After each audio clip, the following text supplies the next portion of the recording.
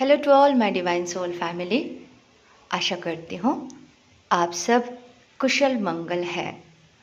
New energy आप सबके लिए बहुत बहुत लाभदायक है।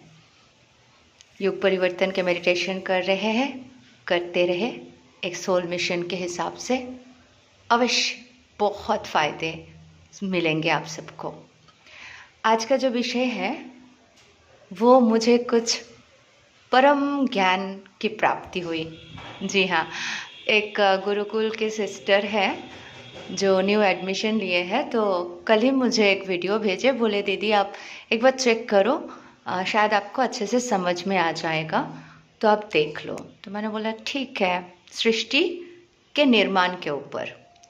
तो मैंने वीडियो देखा, बहुत अच्छा लगा, तो मैंने सिस्टर को आभार प्रकट किया और सखा कृष्ण ने मुझे ये ज्ञान ये ज्ञान की प्राप्ति करवाए, इसके लिए सखा कृष्ण को भी आभार प्रकट करती हूँ। तो ये वीडियो के नीचे डिस्क्रिप्शन बॉक्स में मैं उस वीडियो के लिंक दे दूँगी, आप सब जाके देखना, समझने की कोशिश करना। सरलता से है, एक डॉक्यूमेंट्री जैसे बने हुए हैं, तो आप सबको बहुत अच्छे से आइडिया मिल जाएगा हम सब कौन है, और अच्छे से मिल जाएगा उस बात के पुष्टि। इस वीडियो से मैं थोड़ी थोड़ी क्लिपिंग्स आगे दिखाते जाऊंगी और उसके बारे में बताते भी जाऊंगी। जैसे मैं अभी ये बोलना चाह रही हूँ कि इस वीडियो में जैसे है कि सृष्टि के शुरुआत से पहले की बात है। परब्रह्मा, पापा से परब्रह्मा, परम तत्व बचपन से सुन के बड़े हुई हूँ।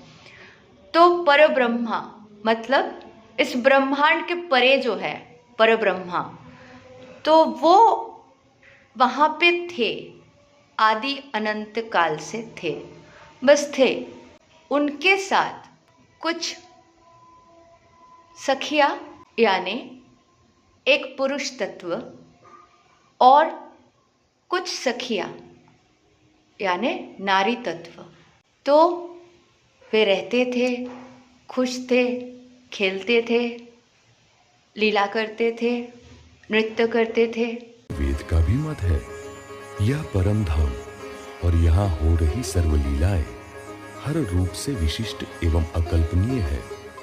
तो एक दिन परम पुरुष, परम तत्व, उनके मन में आया कि मेरे और इन सखियों के जो संबंध है, ये जो प्रेम है, इस प्रेम का अनुभव इनको कैसे होगा जब तक हम वियोग नहीं सहेंगे।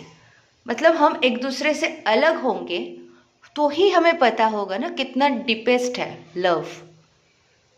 तो वो परम पुरुष में, जिन्हें श्रीनाथ जी भी कहते हैं, परम पुरुष के अंदर जो सोच विचार आए, ऑलरेडी वहाँ पे कुछ रचनाएं थे, कभी खत्म नहीं हो सकते, मतलब विनष्ट नहीं होंगे, वो थे, वो हैं। जैसे वहाँ के कुछ सागर, नदी, यमुना जी, सखिया, संरचना है वहाँ पे।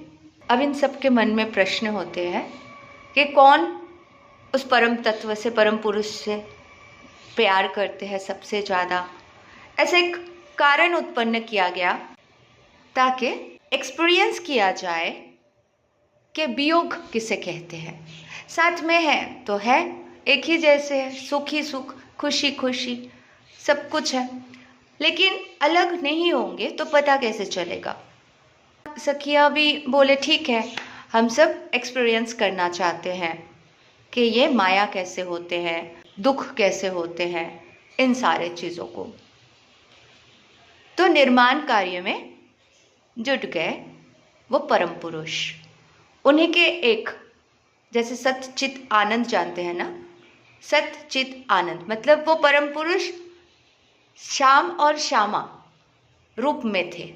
मतलब जैसे हम जानते हैं श्री राधे और श्री कृष्ण दोनों के रूप में, और सखिया साथ में। तो एक्सपीरियंस करने के लिए स्टेप बाय स्टेप आए, वो वीडियो आप देखेंगे तो पता चलेगा। आदि पुरुष यानी शिव पिता और ब्रह्मदेव और विष्णुदेव ऐसे बने। माया रूपी समुंदर की निर्माण हुई उस समुद्र के पानी में एक अंडे को छोड़ दिया गया, जो अव्याकृत पर मोह निंद्रा का आवरण डालकर मोह जल बनाती है, और दूसरी शक्ति है ईश्वरी शक्ति, जो प्रकट हुए मोह जल यानी मोह रूपी समुद्र में अंडा बनाती है। इस मोह जल में अंडा हजारों वर्षों तक निर्जीव रूप से तैरता रहा। फिर चिद्रूप अक्षर यानी कि सबलिक ब्रह्म की सबलिक सूरता चेतना ने उस अंडे में प्रवेश किया। वैदिक शास्त्रों में जिसे हिरण्यगर्भ कहा गया है, वास्तव में यह सबलिक सूरता ही वह हिरण्यगर्भ है। अब हजारों वर्षों तक अंडा पकता रहा और एक दिन आधुनिक विज्ञान जिसे ब्रह्मांड का प्रारंभ क्षण कहता है, वह हुआ बिग बैंग। एक जबरदस्त धमाका, विस्फोट, अंडा फूटा और उस अंडे में से प्रथम पुरुष पैदा हुआ। हजारों वर्षों तक जल अर्थात नार में निवास करते रहने के कारण इस पुरुष का नाम पड़ा नारायण। इस नारायण ने वर्षों तक की खोज के बावजूद अपने चारों ओर किसी अन्य को नहीं देखा, तो उन्होंने कहा कि मैं ही सबका आदि हूं। इस प्रकार इस पुरुष का नाम आदि नारायण हुआ। इन्हें श्री महाविष्णु भी कहा जाता है। मोह सागर में निवास कर रहे आदि नारायण के हृदय में इच्छा हुई, एको हम बहुश्याम, मैं एक हूं अनेक हो जाऊं। ऐसी कल्पना मात्र से माया उत्पन्न हो गई। आदि नारायण की इच्छा से उनके चार स्वरूप वासुदेव, संकर्षण, प्रद्युम्न और अनिरुद्ध प्रकट हो। बहुत बड़ा ब्लास्ट हुआ, बिग बैंग के नाम से हम जानते हैं। तो उसके बाद शुरू हुआ स्टेप बाय स्टेप प्लैनेट्स, जीव, एक्सेट्रा एक्सेट्रा एक्सेट्रा। फिर वो सारे सखिया वहाँ पे ध्यान में बैठे और अपने शरीर को छोड़ के, अविनाशी शरीर है उसे छोड़ के, अपने कॉन्शियसनेस के साथ धरती पर जन्म लिए। सुख दुख जैसे युग परिवर्तन ये सब के आनंद उठाए और फिर वृंदावन में जब वही परम तत्व श्री कृष्ण बन के आए तब लीला भी किए। इन सब के बाद भी वो सखिया फिर जाके बोले, हमें अभी भी आनंद ही मिला है, दुख के अनुभव हुए ही नहीं। एग्जैक्ट दुख होते क्या है वो भी हमें एक्सपीरियंस करना है, मतलब माया एक्सपीरियंस करना है। तो बोले ठीक है, अब हम माया एक्सपीरियंस करेंगे, अल्टीमेट माया होते क्या है। तो फिर सारे सखिया आए, कलयुग की शुरुआत हो गए और कलयुग के अल्टीमेट दुख और अल्टीमेट माया सब उपभोग कर रहे हैं, अनुभव कर रहे हैं, एक्सपीरियंस ले रहे हैं। ठीक है कि दुख होते क्या है, और इन दुख में अल्टीमेटली सबको याद आने लगे वो परम पुरुष, परम तत्व। ठीक है, तो सब बिछड़े हुए हैं, कोई सखा समझ के, कोई बाबा समझ के, कोई बेटा समझ के, कुछ भी समझ के उस परम पुरुष से वो कनेक्ट होना चाहते हैं, क्योंकि सुकून मिल रहा है, शांति मिल रही है, तो वो एकांत हो रहा है। और अब वो एक्चुअल जो वियोग है, जो फ्रस्ट्रेशन है, दर्द है, जो पेन है, किसके कमी के वजह से? वो प्रेम की कमी के वजह से। तो प्रेम को एक्सपीरियंस कर रहे हैं कि नहीं है तभी इतनी प्रॉब्लम है, होता तो उसका अहमियत समझ में नहीं आ रहा था। तो एक्सपीरियंस लेना सिंपल सी बात है। कुछ क्लिपिंग्स हम देखते हैं, उसके बाद बाकी के फिर डिस्कस करेंगे। और ना ही हमें सुख दुख की अनुभूति हुई। उनकी विनती सुनकर श्री पूर्ण ब्रह्म ने फिर से खेल की वही सूचना और आदेश दोहराते हुए कहा, वृज में और रास में तो हम सब एक साथ थे, किंतु अब के इस खेल में तुम सबको अलग अलग जगहों पर जीव सृष्टियों पर अवतरित होकर माया का खेल देखना होगा। इसलिए पहले से अधिक सावधानी रखनी होगी और माया में अधिक न उलझकर खेल देखकर तथा जागृति पाकर जल्द से जल्द परम धाम में वापिस लौट आना होगा। सबने आदेश ग्रहण किया। पहली बार की भांति ही एक दूसरे के गले में हाथ पिरोकर बैठी। भूल जाने पर एक दूसरे को याद दिलाने के कौल भी दिए। और फिर अक्षरातीत श्री पूर्ण ब्रह्म ने तीसरा ब्रह्मांड बनाया। वर्तमान कलयुग के अंत में पुण्य भूमि भारत खंड के विभिन्न प्रदेशों में ब्रह्म सृष्टियों की सूरता कई जीव सृष्टियों पर अवतरित हुई है। कई धर्मशास्त्रों में इनके अवतरण की भविष्यवाणियां भी की गई है। यानी यूनिवर्स एक माया अगर है, सिर्फ ड्रीम है, ठीक है, एक माया से बनी हुई है। अब इस यूनिवर्स में शिव पिता हो गए, माँ दुर्गा हो गए, श्री राधे कृष्ण जब आए वो हो गए, गोपिया है, जितने भी महान साधु संत जो भी जन्म लिए, ठीक है, सारे इस माया को, मैट्रिक्स को ब्रेक किए और फिर जाके उसी परम तत्व में, मतलब कॉन्शियसनेस उनके मिल गए। मतलब शिव तत्व और कृष्ण तत्व एक हो गए, होके वो परम पुरुष, परम तत्व, नारायण, माता काली, डार्क, मतलब नेगेटिव और पॉजिटिव दोनों एनर्जी। यहाँ पे नेगेटिव मतलब नेगेटिविटी की बात नहीं किया जा रहा है, दोनों एनर्जी। जैसे हमारे करंट के तार होते हैं तो दोनों एनर्जी चाहिए होता है, नेगेटिव पॉजिटिव, तब जाके बल्ब जलते हैं। तो ये दोनों तत्व ही मौजूद थे और कुछ भी नहीं था। और आज भी इस ड्रीम वर्ल्ड में जब ये सब कुछ खत्म हो जाएंगे, सारे लोग खत्म हो जाएंगे, तो वो तत्वों में ही जाके समाहित होना है। सिंपल सी बात है। या तो वो परम तत्व जहाँ पे विनाशी नहीं है, अनंत शरीर है, तो उसमें फिर से जाके आप बस जाओगे, ठीक है। तो ये इस तरीके से वो परम धाम है, परम तत्व से। अच्छा, इस चीज़ को बड़े सेंसिटिवली समझना है।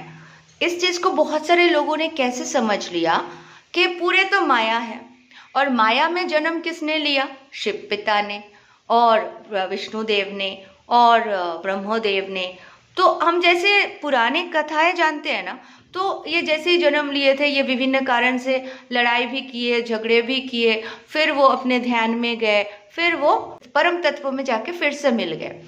तो उनको समझ में आ गया ये मैट्रिक्स है, तो वो मैट्रिक्स से बाहर। अब जो लोग मैट्रिक्स के अंदर है, जैसे जीवात्माएं हैं, तो जीवात्माएं बनते तो सब सोर्स से हैं, सारे सोर्स से ही बन रहे, सब ये तत्वों से ही बन रहे, लेकिन इनके अंदर जो आत्मा की एक बूंद है वो दृष्टा है, एक साक्षी है, कुछ नहीं करते, कुछ ज़्यादा बुद्धि नहीं देते, कुछ नहीं करते, और यही पाप पुण्य भोग कर रहे, क्योंकि ये अपने आप को इवॉल्व नहीं कर रहे। तो जो हमारे कार्मिक्स है, जो हमारे इस धरती पर लोग हैं, ये ज़्यादा से ज़्यादा लोग वो जीवात्माएं हैं। तभी हमें लगता है ना, अरे हम इतना मेहनत कर रहे, इतना कुछ कर रहे, ये क्यों नहीं कर रहे, ये क्यों इवॉल्व नहीं होना चाह रहे, ये क्यों नहीं समझ पा रहे, इनको क्यों मैट्रिक्स ने पकड़ के रखा है, ये क्यों नहीं ब्रेक कर पा रहे? क्योंकि उनमें चेष्टा ही नहीं होती है, वो चाहते ही नहीं है। तो पुश करते करते करते जैसे उनके अच्छे बुरे सिचुएशन होते हैं, अल्टीमेटली वो भी चाहेंगे, लेकिन मुश्किल होता है उनके लिए।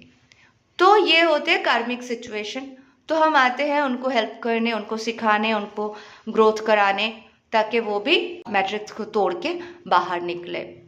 तो ये सिंपल सी बात है। तो दो शक्ति जो ये यूनिवर्स के परे थे, है, उन्हीं से सब बने हैं और वही सब कुछ है। तो कुछ लोगों का कहना है कि हम श्री राम क्यों बोले, जय श्री राम क्यों बोले, वो मनुष्य थे। हमारे अल्लाह क्या है? निराकार है, वही सब कुछ है। हम सर झुकाएंगे तो किसके आगे? उनके आगे। बहुत अच्छी बात है, आपका वही भगवान है, सब कुछ है, आप उनके आगे सर झुकाओ। अच्छा, कुछ संस्थाएं क्या बोलेंगे? श्री कृष्ण वो आदि पुरुष है, वही आए थे श्री कृष्ण बन के, तो उनका पूजा करो। इस वीडियो में जो मैं लिंक दूंगी उसमें भी वैसा ही था कि मैं ही भगवान हूँ, मेरा ही पूजा करो, मतलब उनका पूजा करो, क्योंकि बाकी सब तो खत्म हो जाएंगे, डिस्ट्रॉय हो जाएंगे, रहने वाले तो हम ही हैं। ये भी कुछ लोगों का मान्यता है, लेकिन मेरे कॉन्शियसनेस लेवल मैं वहाँ पे रुकती नहीं हूँ, मैं फिर सवाल करती हूँ, फिर मुझे जाके सोल्यूशन मिलता है। सखा डायरेक्ट बताते हैं। मनुष्य रूप में जो आएंगे उसे भगवान हम नहीं मान सकते, अच्छी बात है। और दूसरी बात क्या बोलते हैं? माता नहीं बोलेंगे, मतलब भारत माता की जय नहीं बोलेंगे, या मातृशक्ति को हम उतना पूजा नहीं करते, हमारे में मना है। बहुत अच्छी बात है, आप में मना है, आपको सिखाया गया, आप बांधे हुए हो कि हाँ हमें इतना ही सोचना है, ओके। और जो बोलते हैं श्री कृष्ण का ही पूजा करो और किसी का मत करो और कोई भगवान नहीं होते, उनके भी कॉन्शियसनेस लेवल कहीं पे अटक जाते हैं। उनको ये सिंपल सी चीज़ समझ में नहीं आती है, मतलब ये क्वेश्चन नहीं करते, ये बिलीव कर लेते हैं। जो भी आपको बताया गया है आप बिलीव कर लेते हो। अभी आपको बताया जा रहा है परमात्मा के सामने ही सर झुकाना है और कहीं झुकाना नहीं है। इसका मतलब ये तो नहीं कि आप अपने माँ को और बाबा को मान्यता ना दो, आप उनके बातें ना सुनो, है ना, आप उनको ना समझ पाओ वो क्या चाहते हैं, आप उनसे प्यार करो और उनके आगे सर ना झुकाओ। ये क्या बात हुई? अच्छा, फिर आपके जो गुरु है आप उनके सामने भी सर ना झुकाओ, मतलब आप शिक्षा जिनसे ले रहे हो आप उनसे भी सर ना झुकाओ। सर झुकाने का मतलब है हम्बलनेस, विनम्र रहना। सर झुकाने का मतलब ये नहीं बोल रहे साष्टांग प्रणाम करो, है ना। तो आपको अगर हम डायरेक्ट बोल देते हैं वो ही सब कुछ है, उनके आगे झुकना और किसी के सामने झुकना मत, कहीं ना कहीं आप कुछ ऐसे इंफॉर्मेशन दे रहे हो कि एक बच्चे के माइंड थोड़ा रूड होने लगता है, उसका बिहेवियर धीरे धीरे चेंज होने लगते हैं, वो रिलेशनशिप को समझते नहीं, प्रेम को समझ नहीं पाते हैं, प्यार को, अनकंडीशनल लव को, ठीक है। तो इसलिए जो सनातन शास्त्र में बताया गया, गणेश जी को बोला गया आप पूरे पृथ्वी का चक्कर लगा के आओ। कार्तिकेय भैया निकल गए चक्कर लगाने, पर गणेश जी रुके रहे। बोले क्या हुआ? तो माता पिता के चारों ओर घूम के बोले मैंने तो चारों पूरे धरती का भ्रमण कर लिया माता पिता के। तो ये प्रेम दर्शाता है, ये बताते हैं कि ये माया नहीं है, ये प्रेम है, और ये कैसे आप झुकते हो, कैसे आप विनम्रता सीखते हो लाइफ में, है ना, कैसे आप अपने आप को एक परफेक्ट पर्सन में कन्वर्ट करते हो। तो आपको अपने माता पिता, गुरुजनों के आगे झुकने में कोई हर्ज नहीं है, झुक सकते हैं। बट ऐसे बातें बोल देते हैं ना तो लोगों के अंदर बैठ जाता है कि ये इस तरीके से है, और वो लॉजिकली सोचते नहीं है, सवाल नहीं करते हैं। अब जो बोलते हैं श्री कृष्ण बोले थे भगवत गीता में मैं ही भगवान हूँ, हाँ अर्जुन देखो ये मेरा विराट रूप, मैं ही भगवान हूँ, तो आप श्री कृष्ण की पूजा करो और बाकी ना भगवानों का पूजा करने की जरूरत नहीं है। उन्होंने बोला श्याम और श्यामा, श्याम और श्यामा, श्यामा मतलब माता लक्ष्मी का रूप अगर आप बोलते हो तो वो आदि पराशक्ति के ही रूप है, तो श्यामा है, काली माँ को श्यामा के नाम से ही जाना जाता है। श्याम और श्यामा ये दो तत्व थे, है और रहेंगे, चाहे पूरे यूनिवर्स क्यों ना खत्म हो जाए। तो ये ज्ञान है। तो भगवत गीता में उन्होंने ऐसा नहीं बोला कि मैं हूँ मुझे पूजा करो और किसी को मत पूजना अर्जुन, नहीं बोले ना, क्योंकि ये शक्तियाँ भी एक दूसरे के परिपूरक है। आज सृष्टि चलाने के लिए सखा कृष्ण अकेले नहीं लड़ सकते, शिव पिता, माँ दुर्गा, लॉर्ड गणेशा, माता लक्ष्मी, ब्रह्मदेव, कार्तिकेय भैया, सरस्वती माता और भी सारे गोपियाँ सब मिलके जब कल्कि देवा आएंगे तो एक समाप्ति होगी कलयुग की और फिर शुरुआत होगी नई सतयुग, सत्य का युग और शांति का। तो बताया जा रहा है आप उस ब्रह्म ज्ञान को अर्जन करो, मैट्रिक्स में मत फंसो, परे है। आप अगर उस शून्य तक पहुंच जाओगे, शरीर हो या ना हो, कॉन्शियसनेस लेवल वहां तक ले जाओगे तो आप वो परम धाम पहुंच गए। तो परम धाम पहुंचने का सबसे सहज उपाय, एक्टिवेट योर हार्ट चक्रा, प्रेम में बहते जाओ, सिर्फ प्रेम को समझो, परमात्मा से प्रेम, खुद के आत्मा से प्रेम, ये कर लिए, इससे बड़ी पूजा कुछ नहीं है। तो जो सखियाँ यहाँ पे आई थी वो आज सीख रही है और उस परम तत्व के साथ एक हो रही है और अवश्य परम धाम को प्राप्त करेगी। जो करेंगे वो करेंगे, जो परम धाम को नहीं प्राप्त करेंगे अभी सतयुग में जाएंगे। और सतयुग में जैसे हम लोगों में भी बहुत सारे ऐसे इच्छाएं हैं डीएम के साथ, घर बसाने का, रहने का, ये वो वगैरह वगैरह, जो भी हमने मैनिफेस्ट किया वो सब भी हमारे पूरे होंगे। पूरे करने के बाद हम परम धाम को प्राप्त हो जाएंगे। और ये नॉलेज देने का मतलब आप सब भी प्रेम को जागृत करें और परम धाम को प्राप्त हो जाए। Thank you so much, love you all, God bless you all.